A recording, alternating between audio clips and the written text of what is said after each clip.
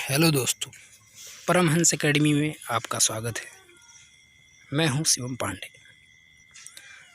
आज हम चर्चा करने वाले हैं UP TET CTET exam syllabus 2020 की, जिसमें बीएड बीटीसी अपीयरिंग बीएड के जितने भी छात्र हैं इस एग्ज़ाम में बैठ सकते हैं और इस एग्ज़ाम को क्लैरिफाई कर सकते हैं। तो आज यूपी टेट सिलेबस 2020 की आज हम डिटेल चर्चा करने जा रहे हैं। तो आप हमारे साथ हमारे इस चैनल के माध्यम से बने रहिए। और बेसिकली इसमें 5 पेपर होते हैं टोटल, जिसमें से पहला पेपर है बाल विकास और अध्यापन। इसमें पहला पॉइंट है बाल विकास का अर्थ, आवश्यकता और क्षेत्र, बाल विकास की अवस्थाएं, शारीरिक विकास।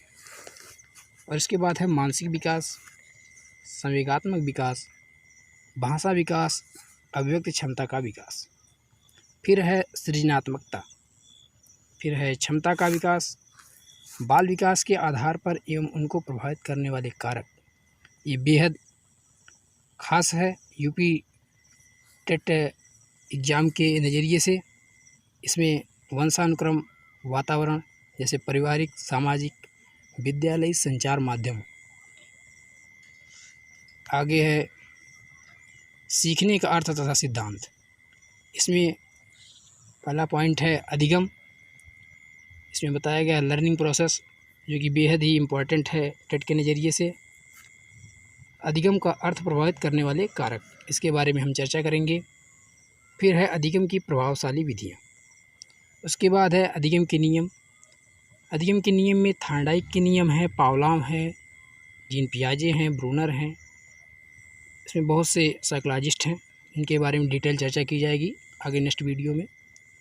फिर है अधिगम के कुछ प्रमुख सिद्धांत दिए गए हैं और इसमें शिक्षण में क्या व्यावहारिकता है इसके बारे में चर्चा की जाएगी। उसके बाद है थार्नडाइक का प्रयास एवं त्रुटि का सिद्धांत, जिसे ट्रेल एंड एरर की थ्योरी भी कहा जाता है। ये बहुत ही इंपॉर्टेंट है टेस्ट के नज़रिए से, लगातार यहाँ से क्वेश्चन आते रहते हैं। फिर है कोहलर का सूझ या अंतर्दृष्टि का सिद्धांत। उसके बाद है पियाजे का सिद्धांत। फिर दिया गया है व्यागास्की का सिद्धांत, सीखने का वक्र। ये भी बहुत ही इंपॉर्टेंट है। इसमें अर्थ एवं प्रकार हैं, सीखने में पाठन का अर्थ और कारण एवं निवारण। इसके बाद है शिक्षण एवं शिक्षण विधाएँ, जिसमें शिक्षण कार्य तथा शिक्षण उद्देश्य हैं। इसके बाद संप्रेषण है, शिक्षण के सिद्धांत हैं, शिक्षण के सूत्र हैं, शिक्षण प्राविधियाँ हैं, शिक्षण की जो नवीन विधाएँ हैं या उपागम कह लीजिए। इसके बाद है सूक्ष्म शिक्षण एवं शिक्षण के आधारभूत कौशल। इसके बाद दूसरा पेपर है भाषा, इसमें हिंदी है, ये सभी के लिए है। इसमें सबसे पहले जो टॉपिक है अपठित अनुच्छेद आएगा। इसके बाद हिंदी वर्णमाला में स्वर व्यंजन, वर्णों के मेल से मात्रिक तथा अमात्रिक शब्दों की पहचान, वाक्य रचना, हिंदी में सभी ध्वनियों के पारस्परिक अंतर की जानकारी, हिंदी भाषा की सभी ध्वनियों, वर्णों, अनुस्वार, अनुनासिक एवं चंद्रबिंदु में अंतर क्या है इसके बारे में डिटेल चर्चा की जाएगी। संयुक्ताक्षर एवं अनुनासिक ध्वनियों में प्रयोग से बने शब्द, सभी प्रकार की मात्रा, विराम चिन्हों जैसे अल्प विराम, अर्धविराम क्या है, पूर्ण विराम, प्रश्नवाचक, विस्मयबोधक चिन्हों का प्रयोग। फिर उसके बाद है विलोम, समानार्थक, तुकांत, अतुकांत, समान ध्वनियों वाले शब्द, संज्ञा, सर्वनाम, क्रिया एवं विशेषण के भेद। फिर है वचन, लिंग एवं काल। फिर उसके बाद है प्रत्यय, उपसर्ग, तत्सम, तद्भव, देशज एवं विदेशज की पहचान और उसमें अंतर। फिर लोकोक्तियों एवं मुहावरों के अर्थ, इसके बारे में चर्चा की जाएगी। संधि में स्वर संधि, व्यंजन, विसर्ग, तीनों संधि। उसके बाद है वाच्य, समास एवं अलंकार के भेद। फिर है कवियों एवं लेखकों की रचनाएँ। फिर अगला सब्जेक्ट है फिर इसमें है खा भाषा विकास का अभ्यास। इसमें है अधिगम और अर्जन, भाषा अध्यापन के सिद्धांत, सुनने और बोलने की भूमिका, भाषा का कार्य तथा बालक इसे किस प्रकार एक उपकरण के रूप में प्रयोग करते हैं, इसके बारे में चर्चा की जाएगी। फिर है मौखिक और लिखित रूप में विचारों के संप्रेषण के लिए किसी भाषा के अधिनियम, व्याकरण की भूमिका पर निर्णायक संदर्श। फिर है एक भिन्न कक्षा में भाषा पढ़ाने की चुनौतियाँ क्या हैं, भाषा की कठिनाइयाँ क्या हैं, त्रुटियाँ हैं और विकार उसके क्या हैं। फिर है भाषा कौशल। फिर है भाषा बोधगम्यता और प्रवीणता का मूल्यांकन करना, बोलना, सुनना, पढ़ना और लिखना।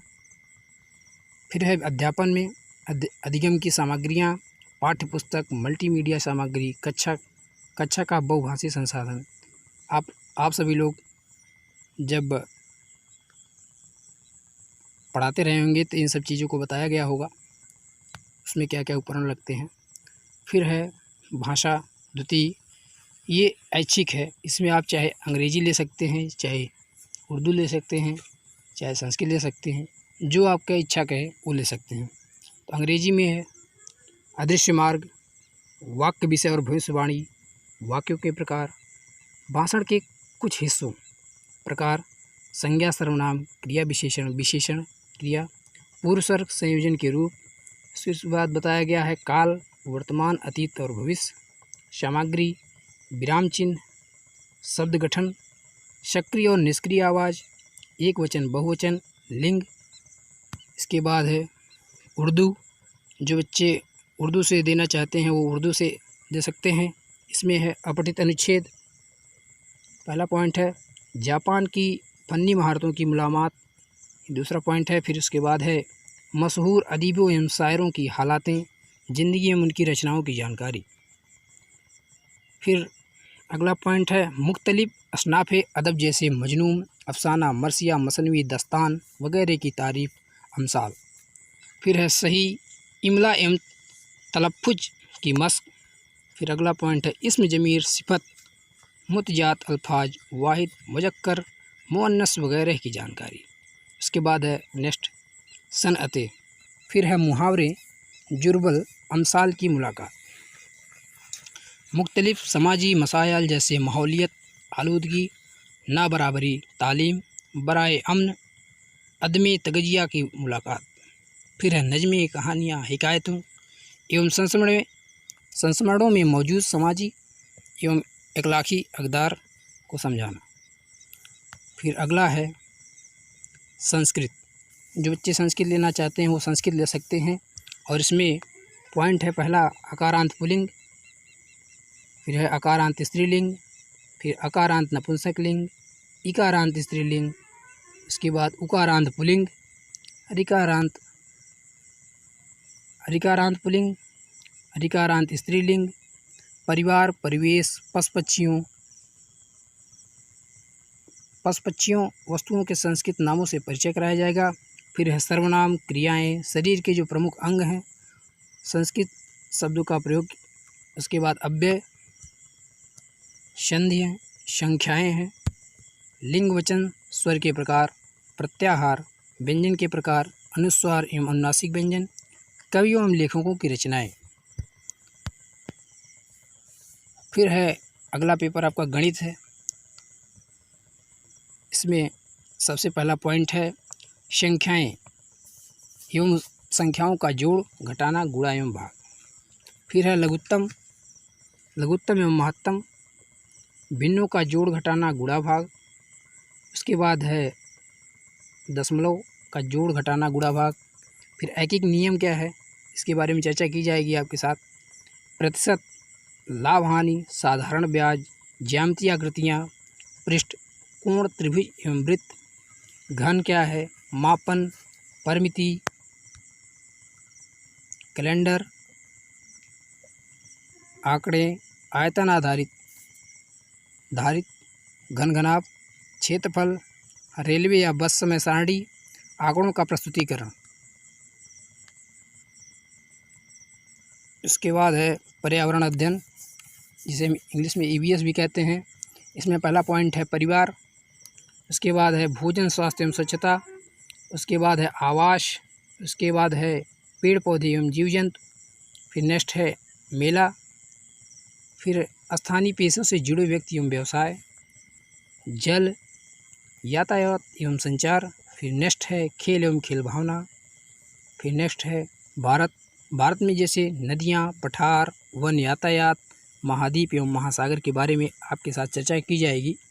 फिर है अगला पॉइंट हमारे प्रदेश में जो भी चीज़ें हैं इनके बारे में डिटेल चर्चा की जाएगी।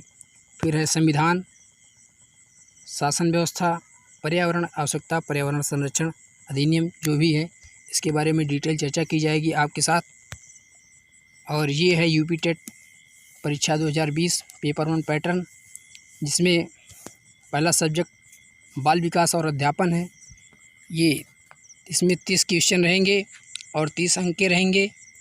फिर भाषा फर्स्ट है, ये सभी के लिए है, अनिवार्य है। इसमें भी 30 क्वेश्चन रहेंगे 30 नंबर के लिए। फिर है भाषा द्वितीय में आप ऐच्छिक है, चाहे आप अंग्रेजी, उर्दू, संस्कृत तीनों में से एक ऑप्शन ले सकते हैं। ये भी 30 क्वेश्चन रहेगा और 30 नंबर का रहेगा। गणित रहेगा उसके बाद 30 नंबर का, और पर्यावरण अध्ययन 30 नंबर का रहेगा। टोटल 5 सब्जेक्ट हैं, इसलिए 150 प्रश्न होंगे और 150 नंबर होंगे। और नो निगेटिव मार्किंग रहेगी, इसमें कोई निगेटिव मार्किंग नहीं रहेगी। और हमारे इस परमहंस एकेडमी चैनल के माध्यम से आप लोग जुड़े रहिए, जिससे आप इस एग्ज़ाम को क्लैरिफाई कर सकें। आशा करते हैं कि आप लोगों को ये वीडियो ज़रूर पसंद आई होगी। अगर वीडियो पसंद आई होगी तो आप हमारे इस चैनल को सब्सक्राइब करिए और बेल आइकन को प्रेस करिए। धन्यवाद।